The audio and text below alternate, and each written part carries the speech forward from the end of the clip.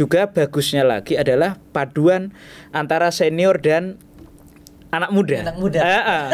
Karena kalau semua tua repot, semua muda juga repot. Jadi harus ada the power of balancing, itu harus perpaduan itu antara yang tua yang bijak, yang muda yang kreatif.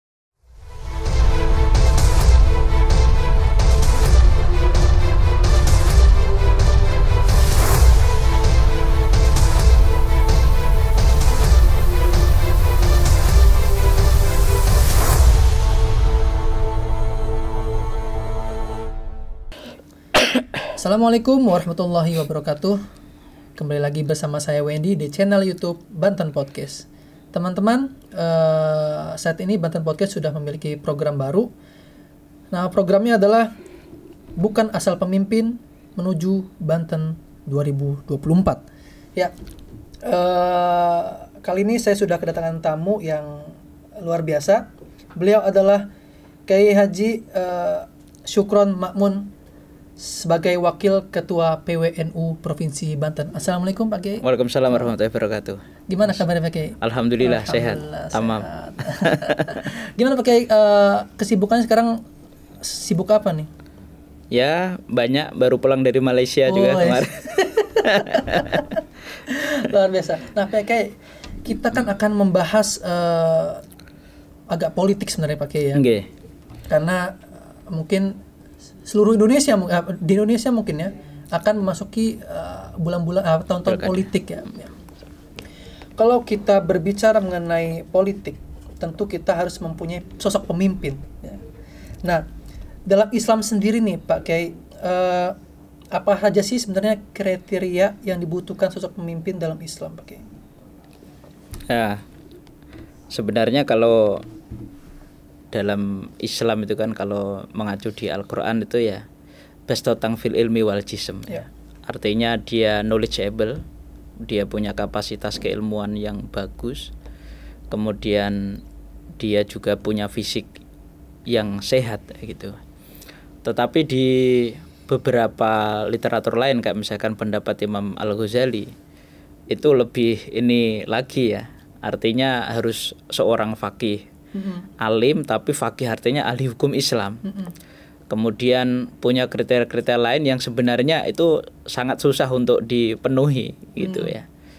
Ya, tapi kan realitas politik bagaimana? Artinya kita tetap milih istilahnya yang terbaik di antara yang ada gitu. Berarti emang ini ya Pak Kiai ya, maksudnya mungkin Islam itu kan apa ya? Kalau kita melihat sekarang Pak Kiai ya, itu kan Indonesia yang kita tahu pluralisme, ya kan. Jadi kita nggak bisa mengambil sisi Islamnya aja, ya Pak Kiai ya. Terus kita nggak bisa mengambil sisi Kristennya aja apa-apa. Nah, kalau misalkan berbicara mengenai Banten, yang saya sebutkan tadi bahwasanya Banten ini pluralisme, beraneka ragam agama, budaya, bahasa segala macam. Sebenarnya kriteria pemimpin seperti apa nih yang dibutuhkan Banten?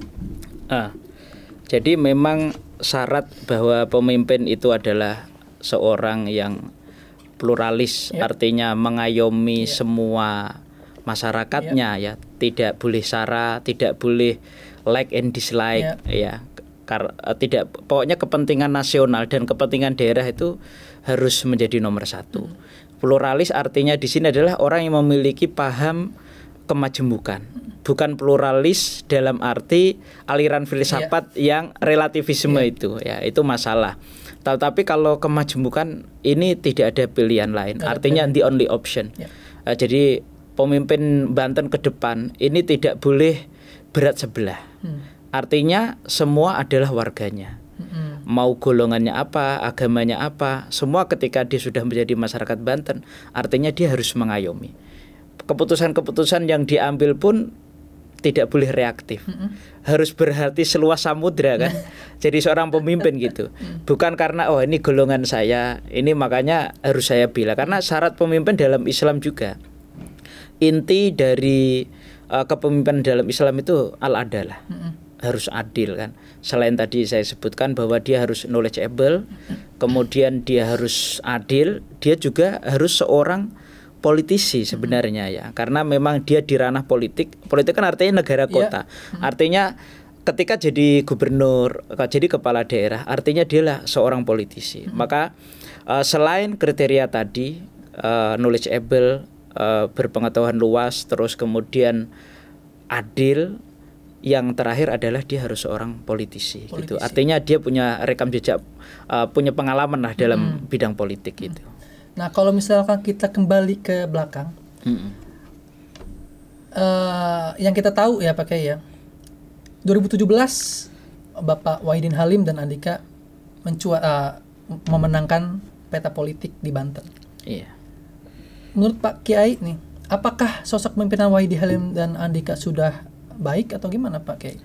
Ya, dalam berbagai hal sudah bisa dikatakan baik ya. Kita harus kayak revitalisasi Banten lama, beberapa infrastruktur ya, jalan hampir relatif, jalan di berbagai tempat itu kan yang dulunya tidak bagus menjadi bagus ya.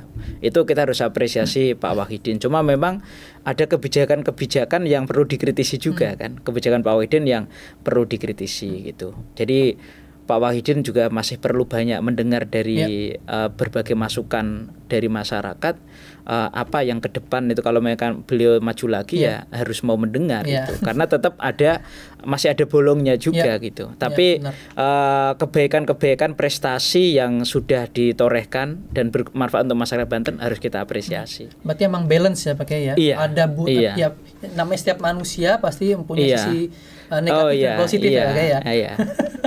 Tapi relatif kepemimpinan Pak Wahidin ini performa Banten ini jauh lebih baik. Saya melihat seperti itu.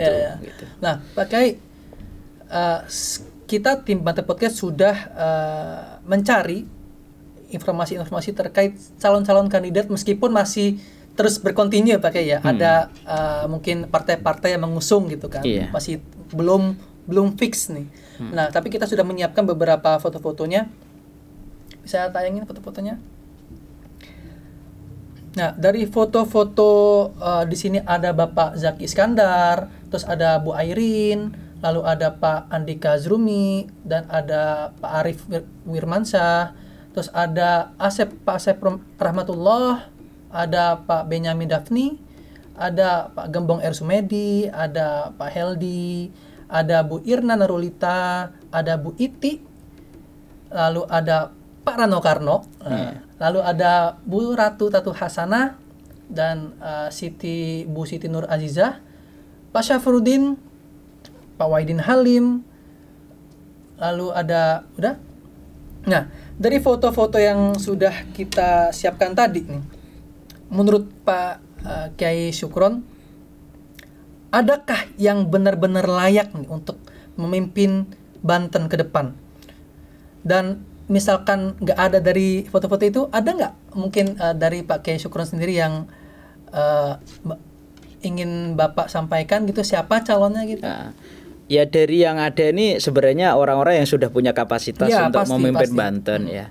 Cuma memang kalau saya garis bawahi lagi bahwa mana yang paling didukung oleh kelompok yang istilahnya nasionalis agamis ya, itu yang penting karena memang Banten tidak bisa dipungkiri ya. Satu sisi kita nasionalisme kita harus tetap kita pupuk karena Banten ini sangat rawan dalam hal itu. Betul. Kalau resiliensi keislaman kita sampai 10 tahun insya Allah kuat.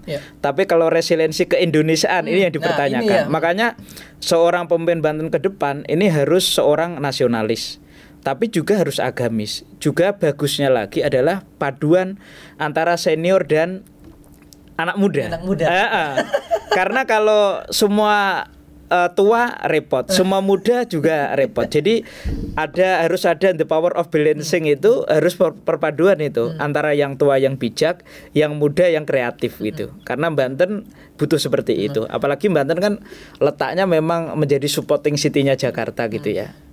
Daerah yang mensupport ibu kota. Jadi Banten akan menjadi sorotan. Kalau Banten maju, tentunya Jakarta dan kita ini termasuk yang paling banyak disorot kan. Karena APBD kita juga sekarang kan sudah mengalahkan provinsi Sumatera Utara misalnya, meskipun kita provinsi yang tergolong muda, relatif sangat muda kan, tapi kita sudah bisa mengejar. Cuma memang harus ada anak muda yang out of the box, tapi harus ada orang tua yang bijaksana. Ya, karena Banten ini juga apa ya, kalau nggak dipimpin orang yang bijaksana juga masyarakatnya itu kan lebih apa ya, cenderung keras ya, kejawaraannya itu akan muncul gitu.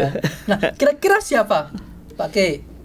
Kita bukan berbicara Pak Kiai misalkan dukung ini, itu bukan istilah itu ya, maksudnya kita ingin mendapatkan jawaban nih, siapa nih dari hati Pak Kiai Sukron nih yang layak? Saya nggak akan nyebut nama ya, karena ini kayak Pak Jaki Iskandar, terus Pak Wahidin dan beberapa itu kan saya satu grup juga sama beliau ya.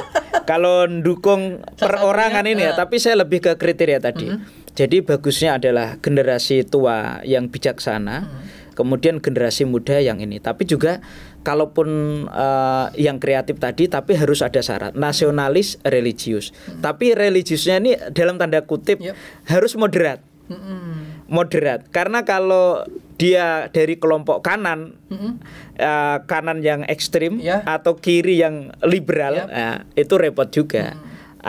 Karena syarat pemimpin kan diantaranya harus selain capable harus acceptable kan. Di Banten kira-kira yang acceptable itu seperti itu gitu. Nah, kita lanjut lagi. Sebenarnya apa sih tantangan terbesar untuk menjadi sosok pemimpin di Provinsi Banten sendiri, Pak Kiai? Ya, tadi ya masalah kemajemukan pertama, karena Banten itu kan kalau dilihat dari Indeks Demokrasi Indonesia, terus IPM ya, untuk apa kualitas sumber daya manusianya juga ini kan tantangan ke depan. Jadi investasi di bidang pembangunan itu penting kan. Tetapi ada yang lebih penting lagi, artinya kemajuan di bidang pembangunan harus diimbangi dengan investasi di bidang sumber daya manusia. Ini di Banten masih kurang. Misalkan ya beberapa kasus, misalkan ada anak yang misalkan pengen dapat beasiswa atau pengen ikut seminar internasional, itu ketika mengajukan grant atau bantuan dana untuk ikut, itu di Banten belum menjadi prioritas. Sementara pembangunan sudah mulai bagus, ada progresnya, tetapi pembangunan sumber daya manusia ini masih kurang. Kayak di Serang sendiri, IPM Serang ini kan kalah sama Pandeglang, sama kalah sama Tangerang. Sementara Serang ini menjadi ibu kotanya Provinsi Banten. Ini juga harus dipikirkan, karena kalau tidak nanti orang Banten ini akan menjadi kuli di tempatnya sendiri, akan kegeser. Nanti akan kasusnya kayak Jakarta itu, pendatang yang berhasil justru masyarakat lokal akan terpinggirkan. Itu jadi masalah. Gitu. Nah, Pak Kiai, terakhir nih Pak Kiai, sebagai closing statement, harapan Pak Kiai untuk Banten ke depan itu seperti apa, Pak Kiai? Ya, Banten ke depan ya saya harap harus lebih baik daripada sekarang ya tentunya. Jadi slogan Banten itu yang beriman bertakwa itu jangan hanya slogan gitu, harus direalisasikan dalam bentuk kerja nyata. Artinya jangan hanya slogan beriman bertakwa, tetapi piranti-piranti yang mendukung untuk itu terlupakan gitu. Jangan jadi kayak universitas-universitas perguruan tinggi dan juga pondok pesantren, beberapa lembaga pendidikan lain selain dua itu juga harus betul-betul mendorong untuk menciptakan SDM yang kualitas ya. Karena Banten ini sudah, karena dekat dengan Jakarta, mau nggak mau persaingan ke depan itu lebih ketat daripada sekarang gitu. Itu harus sangat disiapkan gitu. Pemimpin Banten ya harus orang yang mampu mendorong itu gitu. Kalau nggak itu, wah repot. Gitu. Oke, Pak Kiai, syukron Pak Mun, terima kasih sudah hadir di sama-sama, podcast. Semoga ini bukan pertemuan terakhir ya, siap, bisa ketemu lagi nanti Pak Sukron ya. Insyaallah. Oke, teman-teman podcast, sekian bincang-bincang mengenai bukan asal pemimpin menuju Banten 2024. Assalamualaikum warahmatullahi wabarakatuh. Terima kasih.